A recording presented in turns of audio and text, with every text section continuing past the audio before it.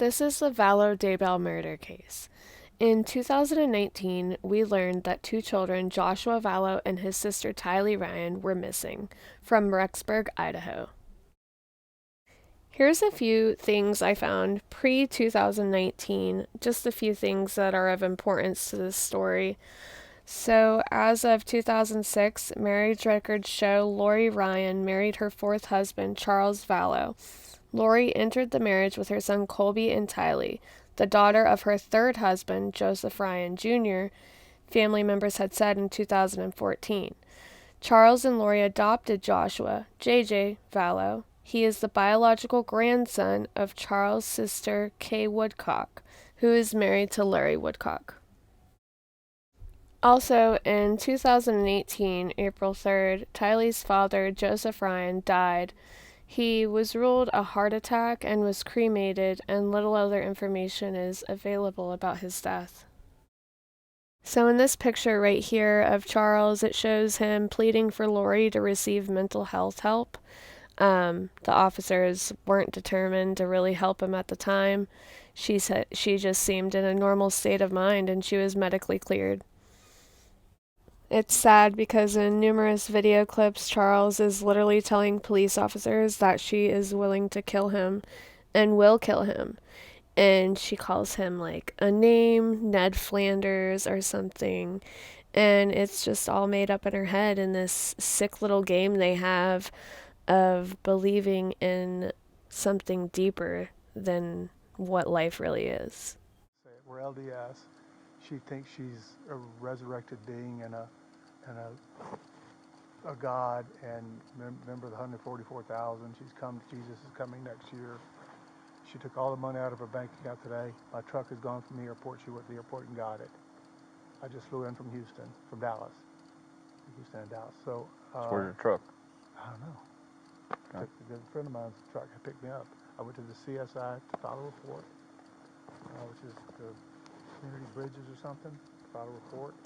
So you did the petition? Yeah, they ordered a pickup. Okay. What time did you do that? Hour and a half ago. Okay. So what makes her a danger to herself and to others? She threatened me, murder me, kill me. She threatened to murder you? Yes. And she said, how did she do that? My bishop right there is in the car. He was on the phone with me today when she said, "I will have you destroyed." That's what she said there. Okay, that's not a threat to kill you. Yesterday was a threat to kill me. Okay. What did she say yesterday?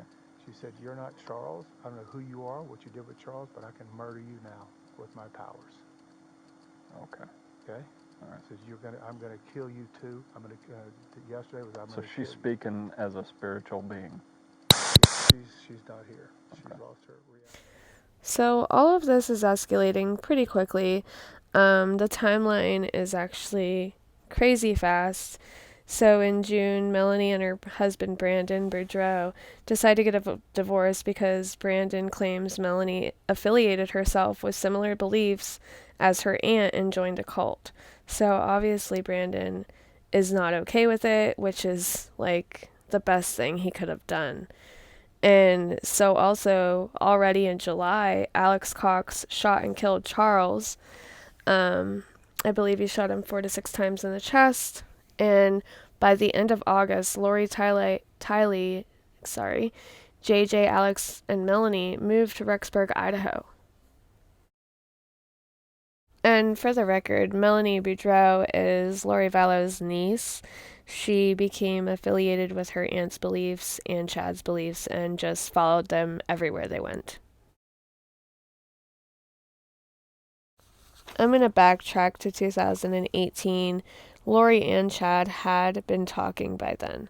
So we're already in 2019, so they had been talking by October 26, discussing their beliefs over emails and whatnot.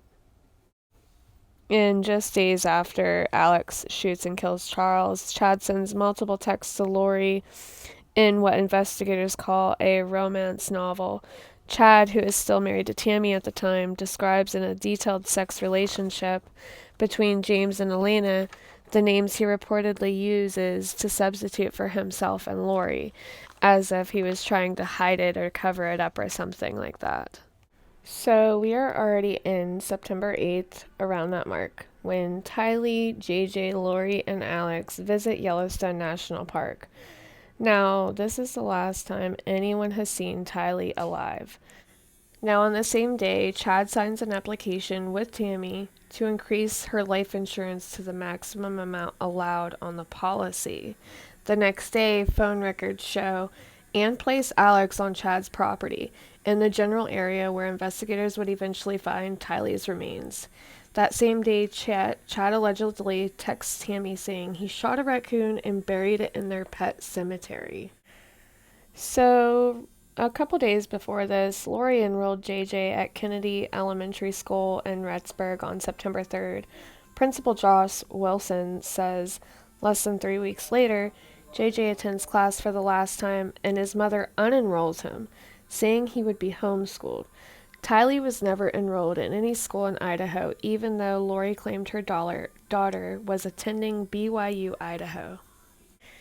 Later on in October 1st, Lori rents a 10 by 10 storage unit from the Self Storage Plus in Rexburg. Surveillance video at the facility obtained by East Idaho News, which is where I got a lot of my information from, shows Lori and a man visiting the unit 9 times in October and once in November. Often the man, who appears to be Alex, comes alone. Another visit shows Alex and a man who appears to be Chad during one visit. Chad and Lori visit the storage facility together as well. Now, the next day, Brandon returns from the gym from his home in Arizona when he says he was shot at with a bullet missing his head by inches. The shooter was driving a Jeep registered to then dead Charles VALLOW. That same day, Lori purchases a wedding ring on Amazon, later seen on her finger at the beach wedding with Chad Daybell. Now, obviously, Alex left Idaho to go to Arizona to try to kill and shoot Brandon, right? So, why would he do that? Why would he go down and try to kill Brandon? What is the purpose? You know what I mean? Later on, I have a video to show you of Melanie and Alex at Brandon's mother's house trying to get their kids, and it makes no sense because why else would Alex be there again, or if at all? So on October 9th, a few days after Brandon's shooting, Tammy calls 911 and also says a masked man shot her in her driveway with a paintball gun. She posts about the experience on Facebook, saying she has no idea who the person was or why they would shoot at her. Court documents later indicate Alex attempted to shoot and kill Tammy that day as well. 10 days later, after the shooting at Tammy Daybell's house, Chad calls 911 and says Tammy died in her sleep at their Salem home. Detectives visit the home, and investigators originally ruled the death as natural. The coroner does not perform an autopsy, and Tammy is buried at the Evergreen Cemetery in Springville on October 22nd. At which the family would hold a memorial service in Rexburg the following day. But everything leading up to this point is so alarming, and no one sees this. No one sees this at all until the kids go missing, at which 2 weeks later, after Tammy's death, Chad and Lori are married already in Ohio by November 5th. They then return to Rexburg. Over the coming weeks, police say Chad told witnesses that Lori had no minor children. Police also say Lori told people Tylee died years earlier. That is alarming as well. Now, as I mentioned earlier, here's a video of Melanie Boudreau at Brandon's house trying to get her children released to her, and she knew there was a no contact order. So I'll let you watch this video and show me what you see in the video. It's crazy to me, and it's just absurd. So with all this going on, and now Melanie going down there, why is no one questioning this? Why is Alex there? Is Alex trying to do the same thing to her children? Is Melanie in on it as well? This is one thing that never stood right by me, because Melanie should be convicted too. I feel like she was trying to do the same thing as Lori is doing with her children and killing her children as well. Like, please from this Tell me if you residence, see correct? this as But well, my because I order do. says that it's my Alex time with was my with kids. her. They're supposed Why to be in was he Arizona. there? My husband's kept Why them was she out of trying to get school her Trespass for over from a children this at week. that time of night? I just need my You kids. know what I mean? And then everything that led up to You're welcome this, to look at this order. Chad and Lori They've got been out of married. state, out of school, and Tylee's my already husband's missing. lied to everybody. I'm sure he JJ lied to the is cop last being night. is So being this is questioned my about the been in family. order. Like, where's contact with- Do JJ? you have a Where's Tylee? victim's advocate I can So speak to? it's just Please tell me all this. not making any Okay. sense Melanie, whatsoever. Where'd you get this order from? So this is our mediation order. Okay. I also have another copy of the original copy of the court. This is my time with the kids. My husband's been hiding with them over a month out of state. Yeah, we talked to you the other day, right? Yes. So And I they asked told for you- somebody to come in and check okay. in on them to just make sure they're safe because my husband will, or my ex-husband will not talk to me. So we told you they were safe yesterday, right, on the phone? You We said that we saw on the phone, the but kids. they are supposed to be in my custody right now. Yeah, they are. There's no. Okay, hey, right now we're working through something else, okay? So Yeah, if you he's- just want to he's step lied inside, to we'll come everyone talk to saying you in he a has- moment, okay? He said he's had a protection order against them, and there was nothing. I've never been served with anything. So- He's lied to everybody, and he kind So of does what this. So what were you wanting to happen tonight? Coming over here, were you going to try to take the kids away from them, or what's I'm not, going on? No, I'm not taking. I'm just trying to show that I was going to bring this copy to them and say this is my time with the kids. Okay. He's had them out of state, and he's been lying to everyone's protecting them. Like, I know they're nice. My in-laws are nice people, but they've been lied to, saying that there's a protection order in place, and there isn't. My kids are. I'm worried they're in danger because my husband's been doing a lot of things that cause me to worry. He says he was shot at a month ago, and then he went into hiding, and no one in Arizona has seen him for weeks or my children, and he kept them out for over a month with truant absences. I asked an officer to just come over here last night to just make sure they're safe, and he said I can't do a welfare check or a wellness check.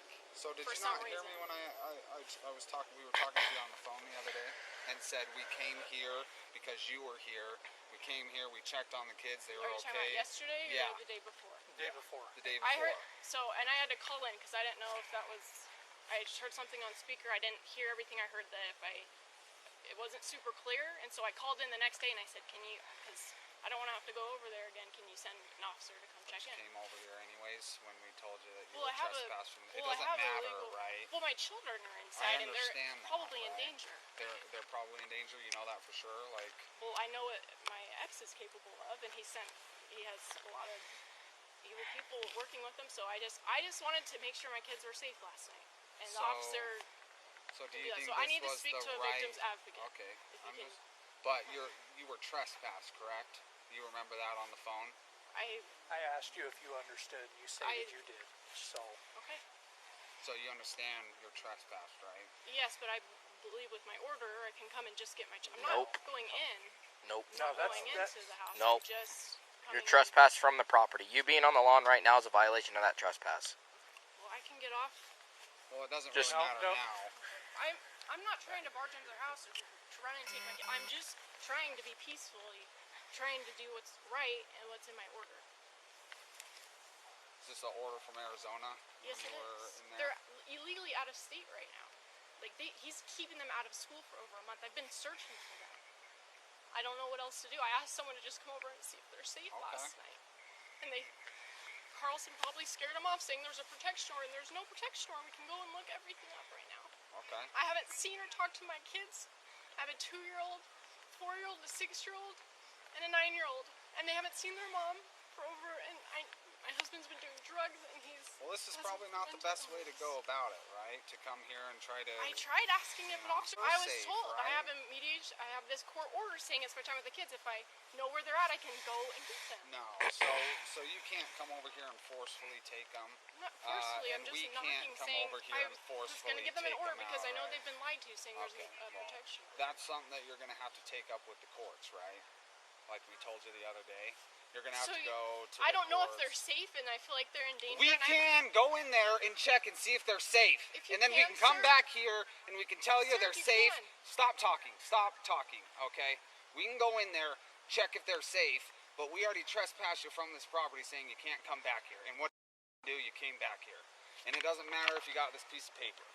We told you not to come back here, and you come back here and you're upsetting everybody, and now it's just a whole freaking problem. So your whole thing is here is you want to come here and check if they're safe? You want a welfare check on them? Yes, sir. Yeah? Well, and it's my time with Yeah, them, so that's another problem, right? So this is a whole civil problem. This is a whole court thing, okay? Okay, who do Because we need to even if you call? do come here with these papers and say, yep, it's my time, they're not giving them back to me, then the only thing you got to do is go to the courts and you got to say, hey, listen, if these are signed by a judge down there in the court or whatever, he can say, you know what, this is your time, let's get this back in court, let's have him come back to court, let's do this, then we can give you a report number and Sir, we is can he stop able to talking, take- stop talking, okay, I'm explaining some Yes, things, sir. okay? Are you understanding what I'm saying? I am, sir. So this isn't the best way to go about things. Yes, sir. You can bring up everything to the judge. You think he's doing drugs and that he's been getting shot at and that it's not a safe environment for your kids. But what you can't do is come to a place where you've been trespassed. Yes, sir. I just thought with my order, then I can just. It's okay. Thank you. So now there's a bigger problem here because we trespassed you and you weren't supposed to be on here and you're causing alarm to them and everything like that.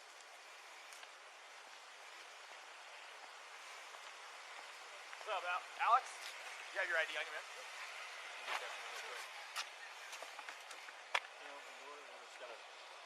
Just basically in my back pocket.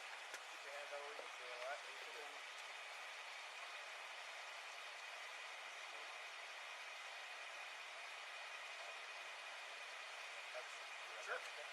Cool.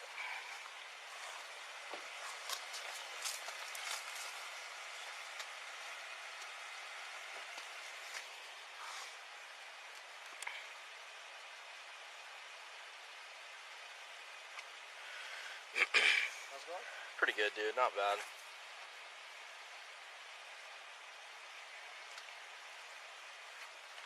You guys came all the way from Arizona? No.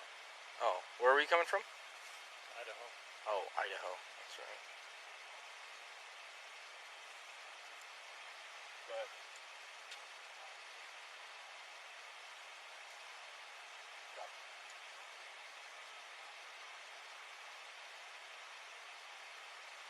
Do you live in Idaho? Yeah, I just moved up there From where? from Arizona. Oh, what the heck? Apparently it was too warm. Idaho's a big change. It's a good change. It's nice.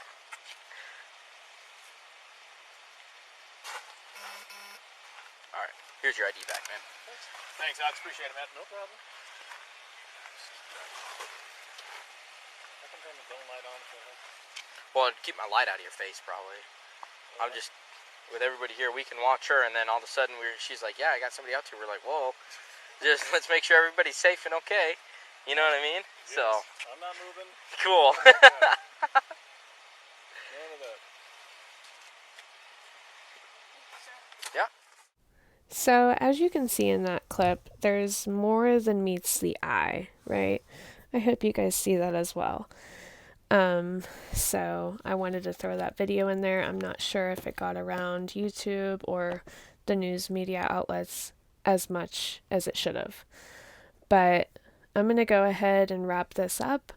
So I'm going to try and split this video story into 2 or 3 videos. There is just so much to cover with adding video clips in for you guys. So in the next video, we will be covering when the kids went missing and some more footage. I have so much for you guys to see, and I'm really excited to do this story for you. So I just want to thank everyone for the support I have been getting. There has been a lot of changes in my life that had made me busy. Good changes, of course. So I figured now would be a good time to get back in it for you all. So please stay tuned in for the next video, and thank you for watching, and please subscribe to my channel. Alright, thanks guys.